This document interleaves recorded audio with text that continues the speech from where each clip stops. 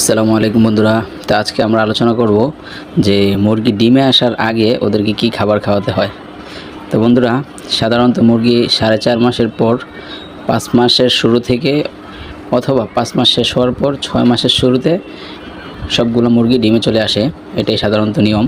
তবে যদি মুরগির খাবার মেনটেন একটু ভালো হয় তাহলে দেখা যায় যে আপনার 4.5 মাস 5 মাসের ভিতরেই সব মুরগি মোটামুটি ডিমে চলে আসে। তো আমরা মুরগিকে ডিমে আসার আগ পর্যন্ত অর্থাৎ 4.5 মাসের পর থেকে মুরগিকে যে খাবারটা দেবো সেটা হলো লেয়ার ওয়ান ফিডটা খাওয়াতে পারেন যদি ফিড কেনার সামর্থ্য থাকে।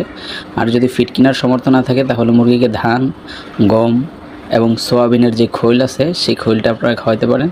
তাহলে ইনশাল্লাহ আশা করা যায় যে মুরগির ডিম প্রোডাকশনও অনেক ভালো পাবেন এবং মুরগি থেকে অনেক ডিম পাবেন, এটা আশা করা যায় ইনশাআল্লাহ।